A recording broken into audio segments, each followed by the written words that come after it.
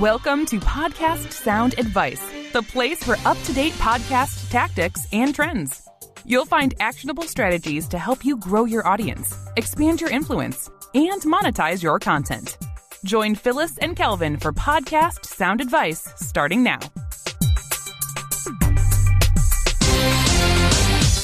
Hi, it's Phyllis with SoundAdvice, and I've got a great guest with me today. She's an entrepreneur and a podcast copywriter. She has infectious energy and a relentless work ethic and a true desire to help others. She's the CEO and lead writer of the Written Podcast Agency, and we've hired her and her team to help us provide episode copywriting for our clients. In addition to working with us here at the SoundAdvice team, she's been writing for the 5 Impact Theory podcast shows that are hosted by Tom and Lisa Bilyeu. Their podcast, if you don't know about them, they're incredibly popular, and their average listens have increased 193% over a 6-month period. That's something we got to dive into. She's all about helping podcasts stand out from the crowd, and she does that by creating compelling and supporting content that values community first, download second. So people first, download second. We love that. That's definitely part of the SoundAdvice strategy as well. So welcome, Delia Peterson, to the podcast. Thank you, Phyllis. Thank you for having me. Yeah, I'm glad to have you.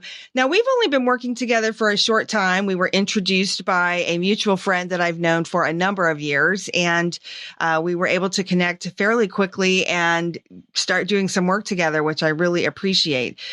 But we took a couple of little shortcuts, so I don't know a lot about your personal story. So why don't we start there? Tell us a little bit about where you're based and how you got into writing in general. Give us a little background. Sure. Well, I'm a Philadelphia girl, Philly girl for short. I have been born and raised in Philly my whole life. And I started off writing probably like at the age of like 6 or 7 years old. I've been writing for as long as I can remember. Wow. I've always loved writing. Writing was always my outlet. Until recent years, writing for me was always just my form of therapy, a way of expressing myself, a way of saying that I was angry.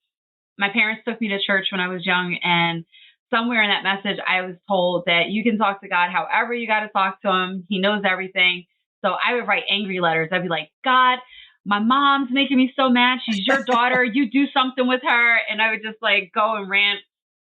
So yeah, I've always had a love for writing. I've actually hated English my whole life, which is great being a professional writer.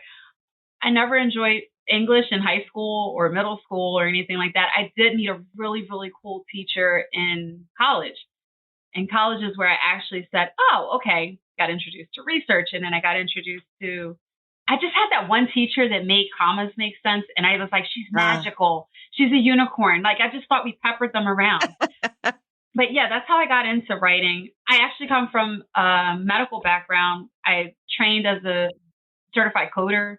I've done medical record releasing. I've done real estate. I've managed bars. I was a bartender for over 10 years. So I have a rich history of experience from a broad range of whatever industry you could think of. Probably I've been there. Great. Well, it sounds like, and this definitely comes through, I think, in your work, right? So not that people that are, I guess, English experts, not that that doesn't prepare you to write well, but it sounds like I know that you are really about the creativity part of writing and the messaging part of it. And that's obviously key to writing for podcasters. Yes. I identify as a creative nonfiction writer first. Oh, perfect. So I'm not like a fiction fan. Forgive anybody who loves fiction. No knock against anybody who loves fiction. I'm personally just more of a nonfiction type of girl, but I like the creative part and I like to bring creativity into it because I think how you convey your message and get the message across matters. So I always try to work that in. We feel strongly about that ourselves, right? The message does matter. And so tell us why podcasts? How did that kind of pop up into something that you're working with so intimately now? It was an accident, really. The best things always are, I think. It is. What I did, I was in denial about podcasts, and I had this idea actually back in like the end of July 2020. I had this idea. I was like, oh, I'm in this great business community, Impact Theory University. And I said, oh man, there's so many people here. There's over 2,000 people. Nobody really knows each other. I'm meeting all these cool people. Like, what if I recorded a conversation with these people and then shared it in the Impact Theory University community, like our Facebook group, and introduced this really cool person's story and their struggles to everybody else, and maybe people listening can connect with these people. So one, it was a way for me to connect with people. Two, it was a way for me to practice research and reporting, because I kind of have like this weird obsession with like journalism in some way. It's not official. It's just unofficial. And then I thought also this would give me a way to have really great content to write about. So I started doing that. I completed about 20 episodes. It was called Between the Highlights. Eventually, somebody convinced me it's a podcast. I said, no, it's not a podcast. I just want to take a recorded audio and share it. Like, that's not a podcast. This is not, I'm not a podcaster. So I was in denial. And he got saying, yeah, podcast. Thanks, Joey. So I started the Between the Highlights podcast, but I fell in love with the writing part of it. It was writing the blogs. So with the blogs, I would write them. And it was like, I could take this conversation that I just had with this really cool person. I would go in and completely open. I just really wanted to explore this person. And it was called Between the Highlights because I don't care about your highlights. I want to know, what are you doing in the trenches when the crap sucks to get you to the next highlight? Because like, that's the part we're all struggling with and people don't see how to get there. So yeah, I wanted to talk about that. And then like with the blogs, it's like, okay, I can take their wisdom. I can take some takeaways from that. I can add in some rich resources, some YouTube videos. I would add TED Talks or whatever was relevant to say, this person's journey is relevant. Their message is relevant.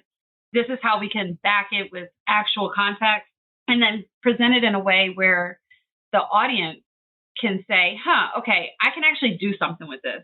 I should be able to walk away from reading this blog and actually put something in action today. I'm all about action. If not, don't come to me for spiritual entertainment. I'm not your girl.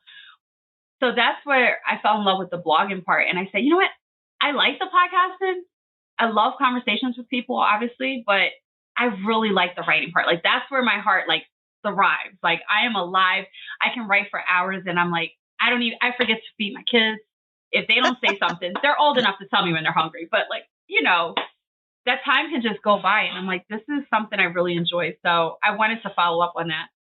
Oh, that's great. Well, it sounds like you are, or you were a podcaster for sure, but it's okay. It sounds like this is feeding really a natural curiosity that you have about people, about their stories.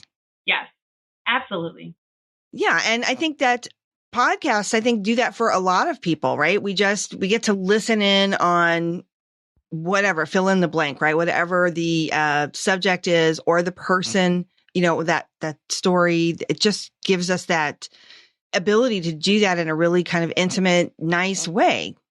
Yes. I like to, it's kind of like the fly on the wall. You can just listen to people's conversations. Absolutely. Who isn't nosy that wants to like just listen to people's conversations? Yeah, that's right. That's right. So, you know, you talked about like your writing and obviously we've seen examples of your writing, which is quite good and very, I think, listener focused. In this case, it would be reader focused, right? But it's really focused on the really relaying the message in a way that is compelling to the reader. So tell people what you think is key when you're doing these types of summaries and notes that end up being blog posts. They end up being sometimes posts on social media. You know, the written component that supports the podcast itself is just as important. So what do you think are some key things if somebody's doing this for themselves or they're looking at hiring somebody to do that for them? What are a couple of key things that you think, you know, are must-haves, what needs to be included? I think first and foremost is you're not talking at people. You're really speaking to someone and to their situation, where they're at. And you don't know exactly which part of your conversation resonates with someone, but to speak with someone, I write in a way where it's like, if this was somebody I'm actually trying to communicate, and I really like the message from this conversation, like that's the other thing. Like, I really like the conversations that I listen to. It's hard if you don't like it, but when I really like the conversations that I'm listening to, I want to convey that to the person, but I want to give it to them in a way that's not just relevant for them, but I believe in like double-edged swords.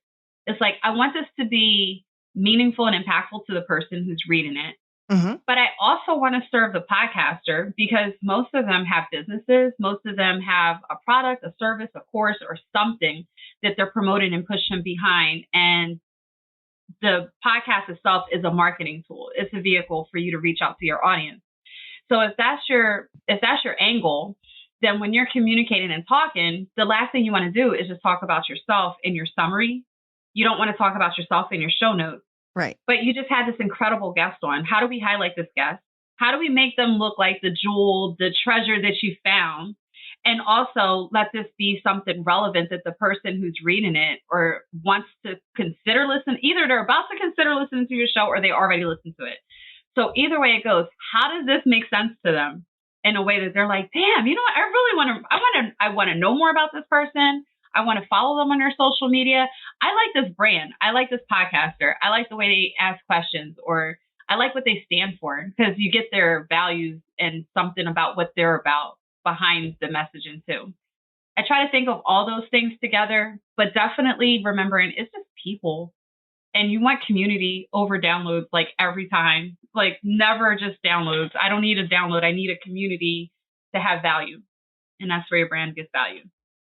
Yeah. Oh, that's perfect. I couldn't agree more.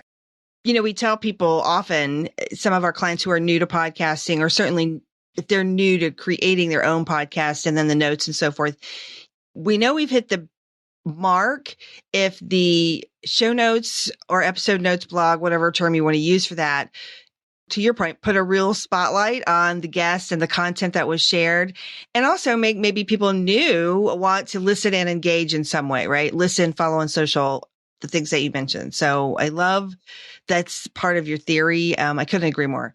So as you've been working in podcasts, and I know, you know, obviously working with the Impact Theory group, they have, first of all, they just create an enormous amount of content, more so than probably most other people in the field. So what are some trends or some things that you see happening in the podcast space that our listeners and our podcasters would like to know about?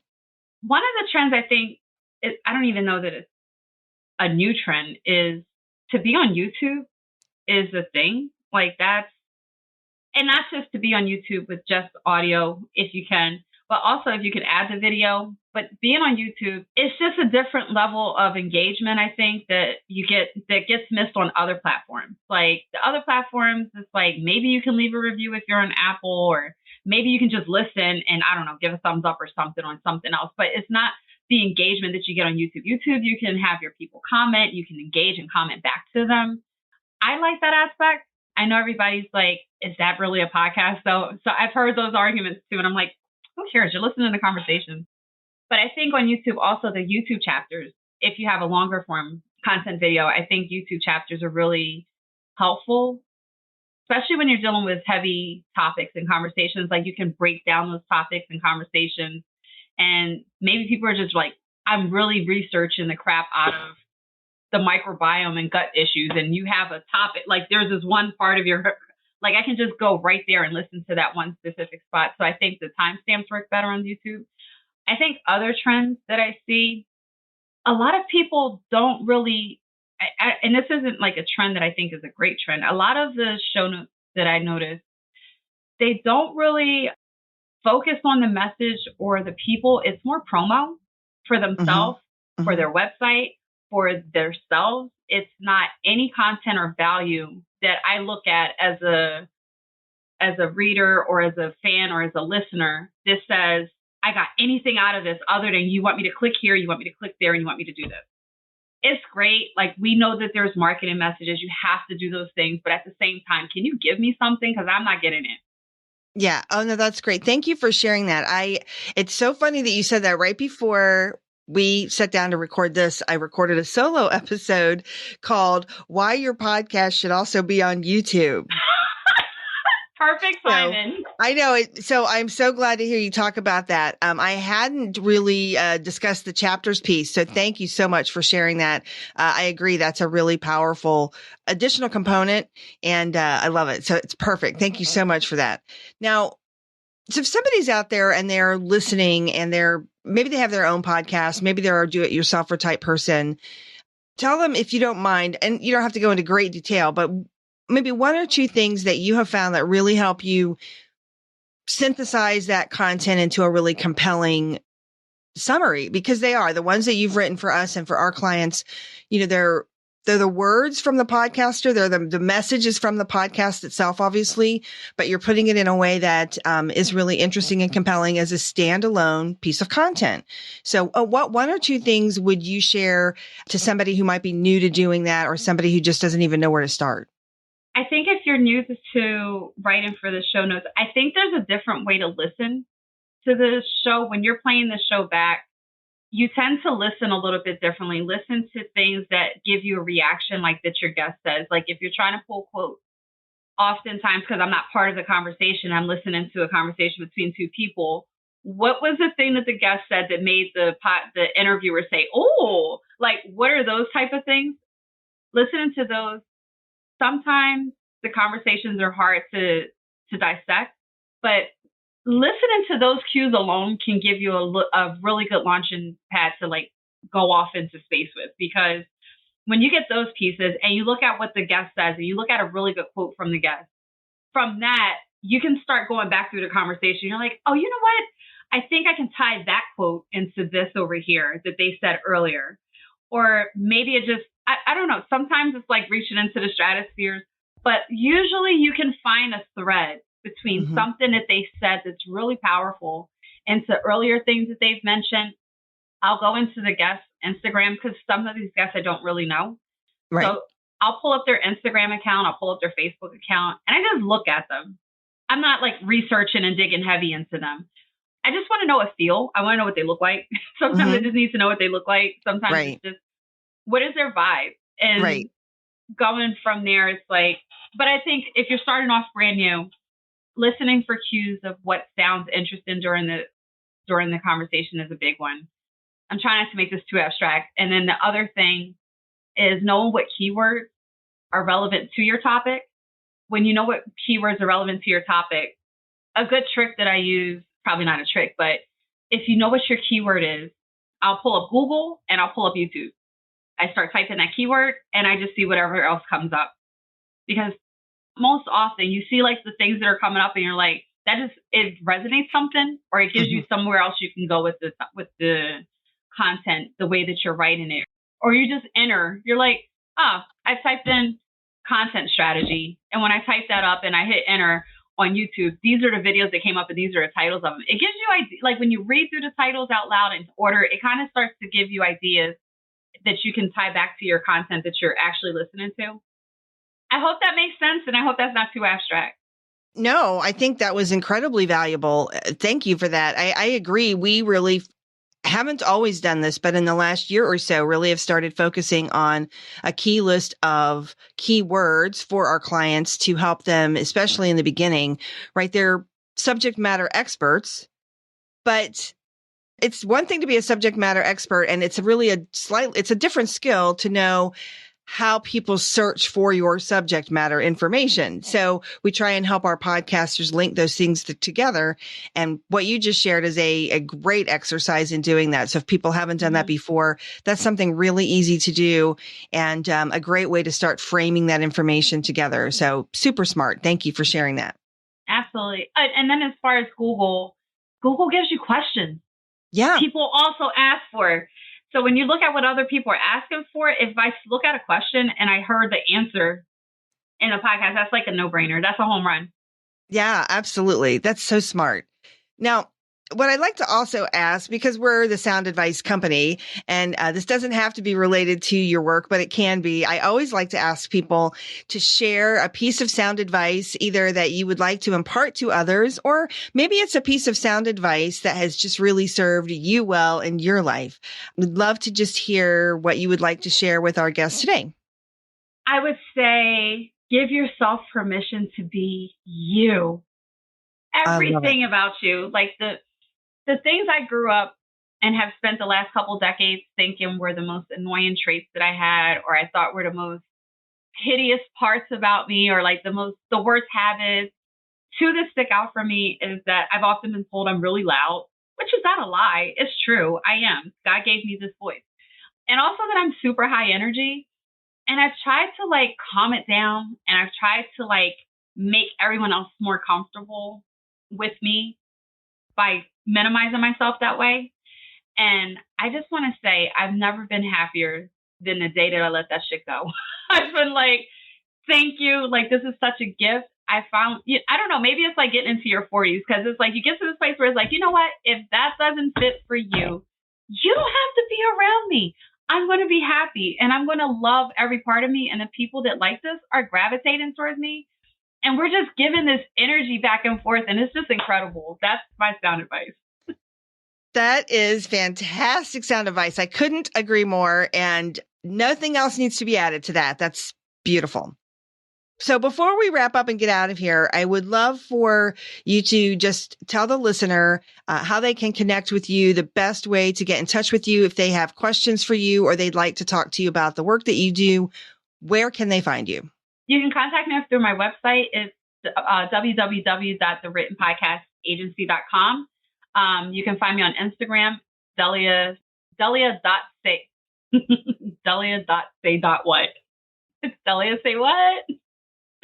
I'm on Instagram. Yeah, and my website, you can actually book a call with me. I love to meet people. I love to connect. It doesn't have to be, let's close the deal today type of thing. But if you want to just have a conversation, I also like mentoring startups and other people that are in business. So I think brainstorms are really good. And sometimes you just need to have a conversation with people. And if there's anything I can share with somebody to help them elevate, I'm all for it. I'm not holding anything back from anyone. People shared with me, so I think I have an obligation to share with people. Oh, well, you guys heard it. That was super generous. So there's several ways to reach her. We will also put this in our nice episode summary where we write about all of this conversation at soundadvicestrategies.com/podcast. You can find Delia's episode. We will definitely link to your website, link to your Instagram account, and so forth. And I just want to say, thank you so much. I know we could probably get into detail. We'll have to have you come back where we can really, I think, dive into the YouTube strategy, because I do think that that's something that would really be helpful. So we'll put a pin in that. But thank you for being here today. Thank you for sharing all of the great information. And thank you for being such a help for the Sound Advice team. We've really enjoyed working with you so far, and we look for that this collaboration to continue long into the future. I appreciate it. Thank you, Phyllis. All right. Have a good one. That's our wrap for this episode. We hope you found today's sound advice helpful. Let us know what you think by leaving us a review. You can get more resources at podcastsoundadvice.com. Until next time.